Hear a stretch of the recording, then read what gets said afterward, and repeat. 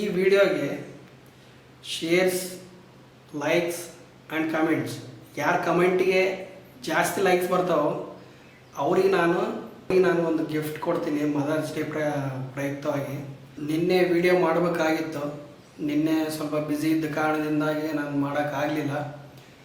ನಿನ್ನೆ mother's day, ತಾಯಿಯ ಬಗ್ಗೆನೇ ಒಂದು ವಿಡಿಯೋ ಮಾಡಬೇಕು ಅಂದ್ಕೊಂಡಿದ್ದೆ, ಆದರೆ ನಾನು ಬ್ಯುಸಿ ಇದ್ದ ಕಾರಣದಿಂದಾಗಿ ನಾನು ಮಾಡೋಕ್ಕಾಗಲಿಲ್ಲ. ಎಲ್ಲೋ ನಾನು ನ್ಯೂಸ್ ಪೇಪರಲ್ಲಿ ನಿನ್ನೆ ಓದಿದ್ದು, ಒಂದು ಮೂಲೆಯಲ್ಲಿ ತಾಯಿ ಮತ್ತು ಮಗುವಿನ ನಡುವಿನ ಸಂಬಂಧ ಯಾವ ರೀತಿ ಇರುತ್ತೆ ಅನ್ನೋದು ಚಿಕ್ಕದಾಗಿ ಬರೆದಿದ್ರು. ಅದನ್ನೇ ನಿನ್ನೆ ಮಾಡ್ಬೇಕು ಅಂದ್ಕೊಂಡಿದ್ದೆ, ಮಾಡೋಕ್ಕಾಗಲಿಲ್ಲ. ಅದನ್ನೇ ಇವತ್ತು ಹೇಳ್ತೀನಿ ಕೇಳ್ರಿ. ನಮ್ಮನ್ನು ಅಡೆದ ತಾಯಿ ಕಣ್ಮರೆಯಾದರೆ ಪ್ರಪಂಚ ಕತ್ತಲೆಯಾದಂತೆ ಕಾಣುವುದು ನಾವುಗಳು ಚಿಕ್ಕವರಿದ್ದಾಗ.